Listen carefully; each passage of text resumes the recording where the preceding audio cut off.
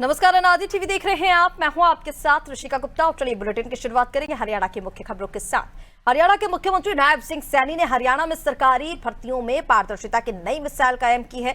आज हरियाणा में बिना खर्ची पर्ची की सरकारी नियुक्तियां हो रही हैं और योग्य नौजवानों को देश प्रदेश की सेवा करने का अवसर मिल रहा है।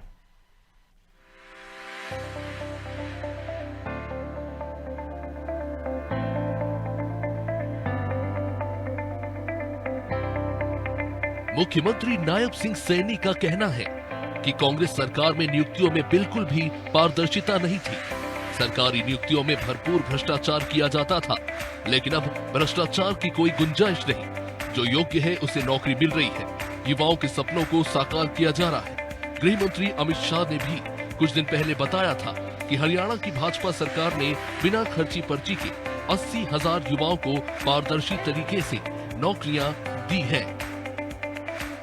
मुझे खुशी है, ये लखी शाह बंजारा जी का ही आशीर्वाद है, उनका ही दिखाया हुआ मार्ग है कि हमने अभी इस सरकार के अंदर 26,000 नौकरियां जो पूर्व की विपक्ष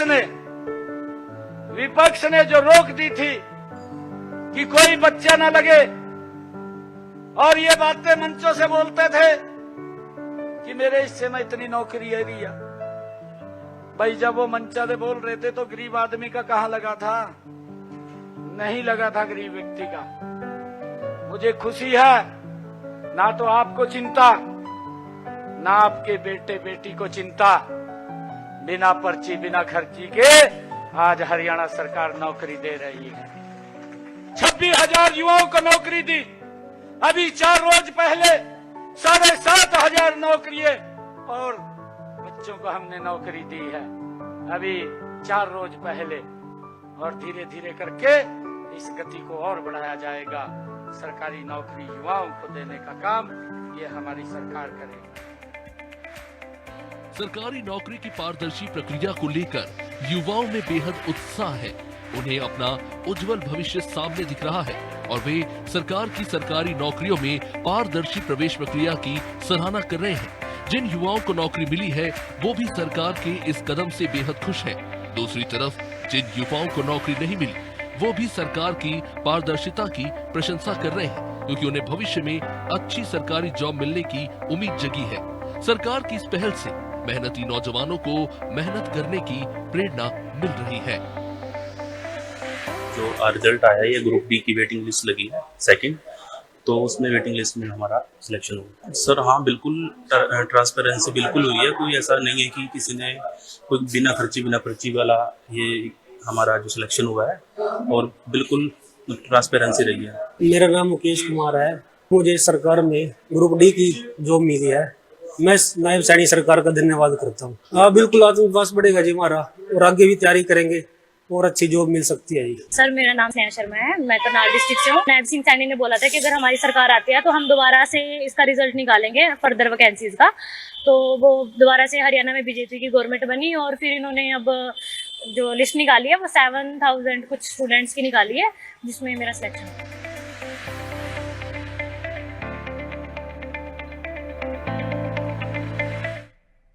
हरियाणा में सीएम सैनी के नेतृत्व वाली सरकार पूरी प्रतिबद्धता के साथ सतत विकास के पथ पर अग्रसर है।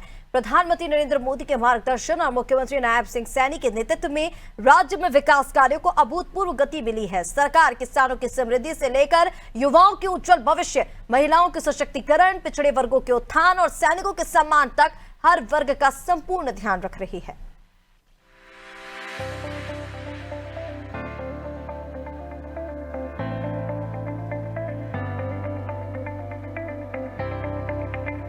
सीएम सैनी सरकार की कृषि क्षेत्र में नीतियां किसान हितैषी साबित हुई हैं। सभी फसलों की न्यूनतम समर्थन मूल्य पर खरीदी सुनिश्चित की गई है। वर्ष 2021-22 से अब तक सरकार द्वारा एमएसपी पर खरीदे गए खाद्यान्नों की 1,25,000 करोड़ रुपए की राशि सीधे किसानों के खातों में ट्रांसफर की जा चुकी है।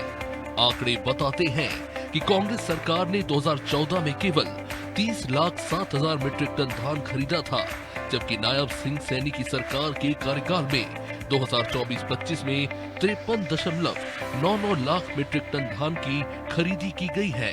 साथ ही वर्ष 2014 में कॉमन धान का एमएसपी 1310 रुपए प्रति क्विंटल था, जो अब बढ़कर ग्रेड ए का 2320 रुपए और कॉमन धान का 2300 रुपए प्रति क्विंटल हो गया है। रबी सीजन 2024-25 के लिए राज्य में 14,26,000 मीट्रिक टन यूरिया खाद किसानों को उपलब्ध कराया गया, जिससे उन्हें किसी भी सीजन में खाद की कमी नहीं झेलनी पड़ी। किसानों को प्राकृतिक आपदा से हुए नुकसान की भरपाई के लिए प्रधानमंत्री फसल बीमा योजना लागू की गई है और मुआवजा राशि को 10,000 रुपए से बढ़ाकर 15,000 रुपए प्रति एकड़ कर दिया गया है। पिछले 10 सालों में सरकार ने किसानों को 14,300 करोड़ रुपए का मुआवजा प्रदान किया, जबकि कांग्रेस शासन में ये राशि केवल 1,156 करोड़ रुपए थी, जिनमें से 271 करोड़ रुपए का भुगतान वर्ष 2015 में वर्तमान सरकार ने किया था।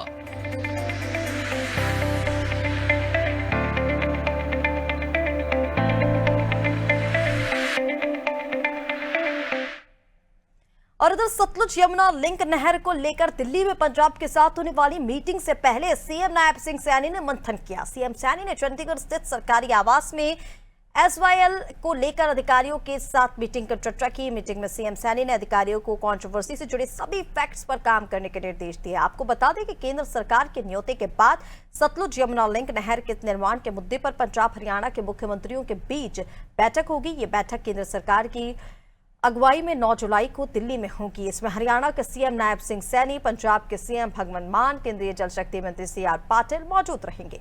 इस मीटिंग के मद्देनजर सीएम सैनी ने अधिकारियों को संबोधित डॉक्यूमेंट और अब तक हुई बैठकों का ब्यौरा तैयार करने के निर्देश दिए हैं।